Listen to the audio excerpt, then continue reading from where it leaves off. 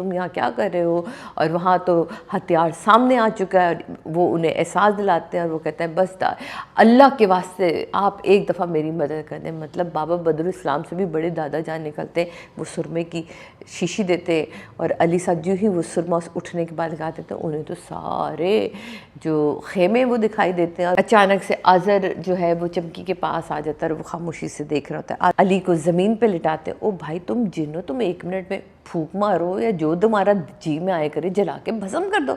नहीं जी, वो उसके सीने पे पाँव रखते हैं और यूं यूं यूं यूं करके दबाते हैं।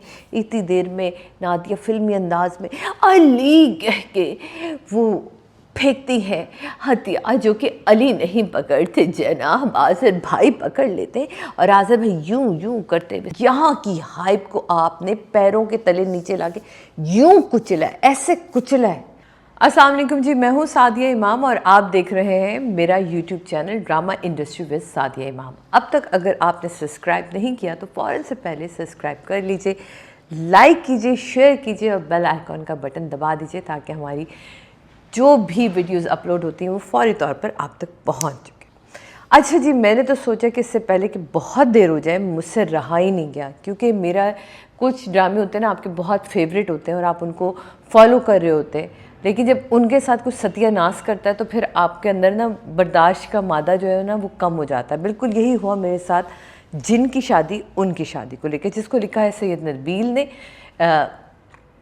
जो वो कहते हैं, और इसको डायरेक्ट किया है सैफ़ी भाई ने, यानी कि सैफ़ी हसन ने।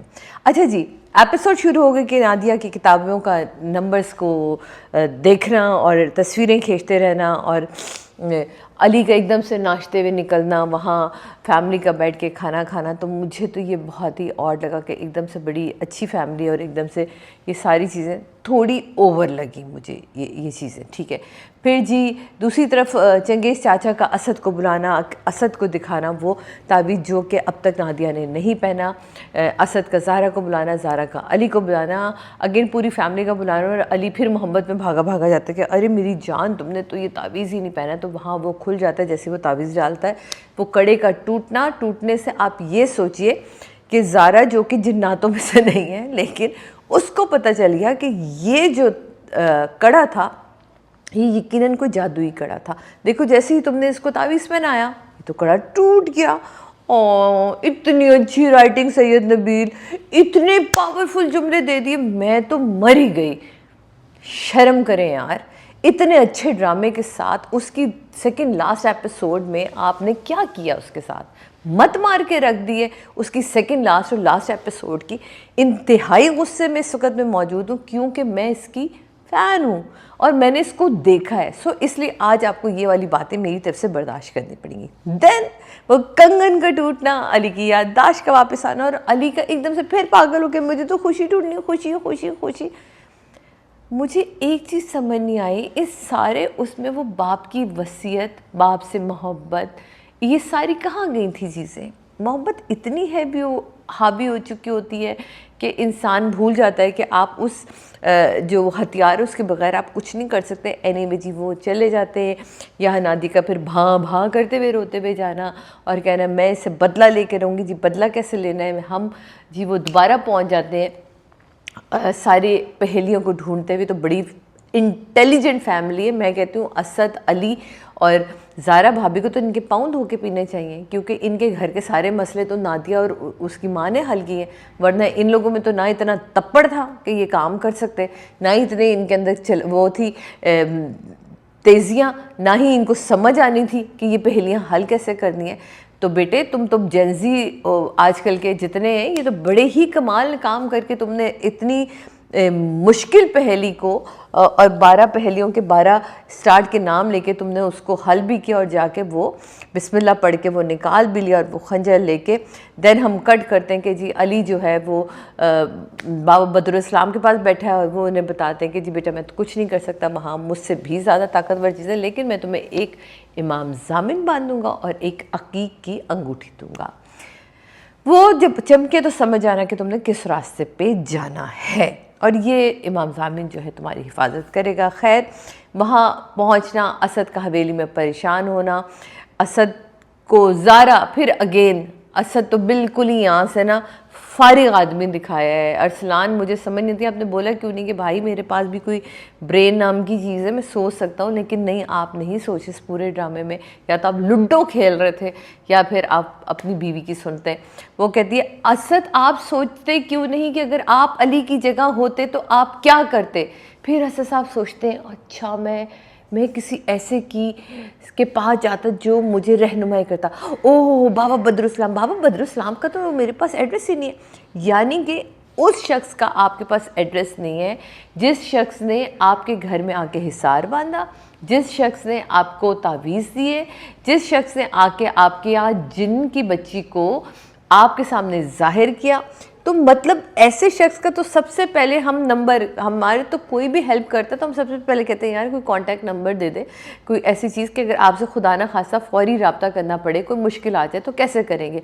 और ऐसे सब कहते हैं मेरे नहीं, हम फिर उससे ले लेते हैं। फिर वो आगे बच्ची बीच में, उनसे जी जाके उनका एड्रेस लेना और असद का उनके घर पहुंचना, और पता चलता कि जी बाबा बदरुस्लाम तो लाहौर जा चुके हैं। और वो खैर उनका जो लड़का होता है वो बता देता है कि जी अली आया था और उनको शुमाली हिस्से की तरफ भेज दिया गया है, वो तो वहाँ पहुँच चुका होगा। असद उनके पीछे पीछे पीछे यहाँ बहुत सारे जिनों का सामना करते कराते हम जासिम का सीन आता है। जासिम ऐसे कर पकड़ के खड़ा हुआ होता है और सेफ सर पे रखा होता है, और वो तीर जो निशान है जिन का निशाना, गौर कीजिएगा, जिन का निशाना एक चेले के बोलने पे, यानी कि छोटे जिन के बोलने पे जिन का निशाना ख़ता हो जाता है और वो आदम इंसान मर जाता है। बहुत छोड़ू ड्रामा था, बहुत ही फजूल एपिसोड थी। बच्चा भी अगर इससे बेहतर एपिसोड नबील लिख सकता था। इतना बड़ा ग्राफ मिल जाए, इतनी हाइप मिल जाए, इस तरह के टॉपिक को लोग पसंद करने लग जाए, सेकंड में आके आई एम सॉरी टू से आपने तो बहुत ही स्लैंग लैंग्वेज बोल रही हूँ, हक दिया। इतनी बुरी एपिसोड। तो यहाँ मुझे यकीन हो गया कि शमून ने जो अब तक आपके बारे में कहा वो बिल्कुल सही कहा है, आप लिख ही नहीं सकते। और फिर मैं आपकी ना हिस्ट्री में भी गई तो सोच सोच के भी मुझे कोई ड्रामा ऐसे याद नहीं आया जो सैयद नबील ने लिखा हो और कोई बहुत सुपर डुपर हिट हुआ हो। खैर एनीवे, अब हम आ जाते हैं जनाब जी, यहाँ चुड़ैलों का और वो सारी चीज़ें होती हैं। यहाँ जो असद साहब को पकड़ लिया जाता है, जासिम का सामना हो जाता है और अली साहब जो टेक लगा के सो जाते हैं, अचानक से दादा अबू ख्वाब में आता है और वो कहते हैं कि तुम यहाँ क्या कर रहे हो, और वहाँ तो हथियार सामने आ चुका है। वो उन्हें एहसास दिलाते हैं और वो कहते हैं बस अल्लाह के वास्ते आप एक दफ़ा मेरी मदद कर दें। मतलब बाबा बदरुस्लाम से भी बड़े दादा जान निकलते, वो सुरमे की शीशी देते और अली साहब जो ही वो सुरमा उठने के बाद लगाते थे उन्हें तो सारे जो खेमे वो दिखाई देते हैं और वो उसी खेमे तक पहुंच जाते हैं जहाँ खुशी मौजूद होती है, नमाज़ पढ़ी होती है, दुआ मांगते। खुशी के पास अगला कोई एक्सप्रेशन ही नहीं है, वो अली को देख के खुश हो जाती है, ना वो पूछती है ना गश्ती कि आप यहाँ तक कैसे पहुँचे, आपको ये जगह मिली कैसे, कुछ नहीं। यहाँ जासिम का आ जाना और उसका अली को सरप्राइज़ देना कि हेलो ऐसे कैसे जाओगे, इमाम ज़मीन उतार दो वरना मैं तुम्हारे भाई को मार डालूँगा। यहाँ अली साहब फिर एक जज्बाती हूँ, भाई तू पहले तय कर ले, तूने खुशी से शादी करनी थी, उसकी मोहब्बत में तू यहाँ आया था, अब तूने भाई की खातिर इमाम ज़मीन उतार के बाहर रख दिया। अच्छा ये मुझे समझ नहीं थी कि ये जिन है कि पहलवान है जो कहते हैं कि जी अब सख्ता बंद हो जाए और अब अखाड़ा खड़ा होगा और आप देखेंगे कि मैं इन दोनों के साथ क्या सलूक करता हूँ। मैं तो ऐसे करके बैठ गई कि या अल्लाह अब क्या होना है, यानी कि क्यों इस किस्म की फजूलियात हो रही हैं। खैर जी, फिर ये हो जाता है सख्ता बंद होके वो देख रही होती है क्या हो रहा है और वो पकड़ के ले जाते। तो सख्ता बंद तो उन्हें मांग किया था। अब अचानक से यहाँ नादिया जो है वो दरवाज़ा खुलता है, भाभी को बताती हैं कि मैं शर्मिंदा, भाभी उन्हें मना करती हूँ, वो कहती हैं ये तलवार हमें मिल गई है, तलवार। अच्छा मैं असद और अली दोनों को, मतलब हेलो ये माँ बेटी हैं कि टार्जन है, कौन है यार, मतलब ये तो बहुत अच्छे हैं। अली और असद को तो डूब मरना चाहिए इन माँ बेटी के सामने कि जो इतने स्ट्रॉन्ग हैं। एंड कमाल का वो नादिया और वो लेके चले, उसमें इन्होंने हुमर भी रखा है कि वो जहाँ मेंढक से डरना और चीखना चिल्लाना और वो कहना कि मम्मा आपने मेंढक के साथ जाना है, क्या हो गया आपको, चले आए हमसे। तो वो चल पड़ती हैं जी आगे तरफ लेके जाते अली को और असद को देख लेना जी। फिर अच्छा मुझे समझ थी सुरमा तो अली ने लगाया था, अली को सब नज़र आ रहे थे। अचानक ही जो सब कुछ है वो इसको भी नज़र आने का। तो फिर मैं कहा जो हथियार है शायद इसने सबको ज़ाहिर कर दिया होगा, तो चलें ठीक है, ये ड्रामा लाइसेंस मैंने आपको दे दिया, हो गया जी। अब यहाँ हम दिखाते हैं कि एक अचानक से आज़र जो है वो चमकी के पास आ जाता है और वो खामोशी से देख रहा होता है। आज़र ने अभी तक इन दोनों में से किसी को नहीं देखा हुआ। फिर जो है वो जासिम जो है वो खुशी को 2-4-6 जुमले बोलने के बाद अली को ज़मीन पे लिटाते, ओ भाई तुम जिन्नो, तुम 1 मिनट में फूंक मारो या जो तुम्हारा जी में आए करे जला के भस्म कर दो। नहीं जी, वो उसके सीने पे पाँव रखते हैं और यूं यूं यूं यूं करके दबाते हैं। इतनी देर में नादिया फिल्मी अंदाज में अली कह के वो फेंकती है हथियार, जो कि अली नहीं पकड़ते जनाब, आज़र भाई पकड़ लेते हैं। और आज़र भाई यूं यूं करते हुए सबसे पहले तो सरदार से अपने बाप का बदला लेते हैं, जिस पे जासिम को गुस्सा आता है। जासिम के सामने 2 जिन आके खड़े हो जाते हैं। अली का माँ परेशान हो रहा, असद का भी वहाँ परेशान होना, और उसके बाद जो है वो चमकी को वो टांग देता है जी अचानक से। चमकी जो कि जिन्नातों में से थी, लेकिन ऑफ कोर्स वो सरदार तो उसको ज़्यादा ताकत है। वो मुकद्दस आग, वो इतनी सी मुकद्दस आग थी, मैं तो उनको बहुत बड़ी मुकद्दस आग होगी इन लोगों की, लेकिन इन्नी चुन्नी सी मुकद्दस आग के ऊपर वो जी वो टंग जाती है कि अब मुकद्दस आग में तो जल के भस्म हो जाएगी। वो जी वो हथियार रखता है। और फिर अगेन जासिम, मुझे समझ नहीं आती कि जासिम जला के ख़त्म क्यों नहीं कर रहा। भाई तेरे बाप को मार दिया है, तुम फिर उसकी गर्दन पकड़ के ऐसे करके उठाना शुरू कर देते, ये ऐसे उठा, तो पीछे से अली जो है वो खंजर जासिम को मारता है और सारे खुश हो जाते हैं। हैप्पी गो फैमिली जो है वो हवेली के अंदर एंटर हो जाती है। एंड ज़ारा भाभी बहुत खुश होती हैं और वो कहती हैं ये सब वापस आ गए, लेकिन खुशी कहाँ है। तो अचानक आज़र, चमकी और वो तो वो बड़ी परेशान होती है। हाँ आपने तावीज़ पहने, तो कहते हैं आपको परेशानी की ज़रूरत नहीं है, हम इस शादी के लिए भी राज़ी हैं और हमने ये हवेली भी आपको दे दी है। मैं तो चुप ही होगी।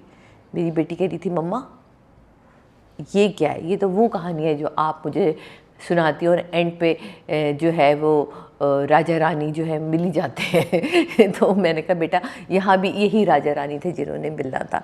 तो सैफ़ी भाई आपसे भी बड़ी मायूसी हुई आखिरी के एपिसोड में। चलें शमून नहीं था, आप तो थे, सीनियर डायरेक्टर हैं आप, आपका काम था कि इन एपिसोड को जानदार बनाना। इतनी अच्छे मिलियंस में आप लोगों का व्यूज़ जा रहे हैं। आप लोग को अभी भी, मैं कल देख रही थी 9.2 है, पता नहीं क्या क्या आप लोगों ने यूट्यूब पे डाला हुआ है। लोग देखेंगे, क्यों नहीं देखेंगे। हिट ड्रामा था, बहुत अच्छा ड्रामा था, बहुत अरसे बाद कोई इस तरह, लेकिन अचानक से जो आपने उसके साथ की है ना, वो बस मुंह में आके ही वो जुमले रह गए। खैर एनीवे जी, यहाँ हम देखते हैं। अच्छा अब मुझे ना जब ये सारा कुछ हुआ तो मैंने तो शमून को कॉल मिला ली। मैंने कहा शमून मेरे भाई, ये मैं आपको अंदर की बात बता रही हूँ। मैं कहा क्योंकि शमून से मेरी आज की दोस्ती नहीं है, बहुत पुरानी। मैं कहा शमून मेरे भाई मुझे ये बता, ये वाइंड अप इस तरह की चीज़ें तूने लिखी थी। तो फिर जो उसने मुझे स्टोरी सुनानी शुरू की, तो मैं तो वो कहानी आपको बता नहीं सकती, वो ऑफ कोर्स आपको शमून सुना ही चुका है। तो फिर उसने बताया कि जी किस तरह उसके साथ चीट किया गया, किस तरह ये ड्रामा सैयद नबील साहब ने बिल्कुल नहीं लिखा। ये एक एक एपिसोड उन्होंने लिखवाए कि कह रहा जहाँ से मैंने छोड़ा उसके बाद से इन्होंने उसकी रेड़ लगा दी। और उसके बाद एक और चीज़ जी, सैयद नबील साहब के लिए उन्होंने हमारे पास इंकशाफ किया कि शाहिद निज़ामी जो हैं, जो कि शमून के कज़न भी हैं, तो वो सैयद नबील हमेशा उनके साथ मिलके लिखते रहे। और शाहिद निज़ामी का कभी, he is a very great writer, Shahid का कभी नाम नहीं आया, और जो भी काम किया वो सैयद नबील ने अपने नाम पे बेचते रहे वो सारी ज़िंदगी। खैर, और वो एक इनके पास डील भी लेके गए थे, वो मैं उस डील के बारे में आपको बताने की कोशिश नहीं कर रही हूँ बिल्कुल, क्योंकि वो उनकी ज़ातियात है, वो जब चाहेंगे तो वो बताएंगे। खैर उसके बाद इस ड्रामे की तो ऐसी रेड़ लगाई है, ऐसी रेड़ लगाई है कि हम टीवी, सैफ़ी भाई और सैयद नबील, शर्म आनी चाहिए आप लोगों को, लोगों के जज्बात से खेलते हुए, लोगों के इमोशन से खेलते हुए। इतना बुरा ड्रामा, इतनी बुरी आपने 2 एपिसोड में यहाँ की हाइप को आपने पैरों के तले नीचे लाके यूं कुचला है, ऐसे कुचला है।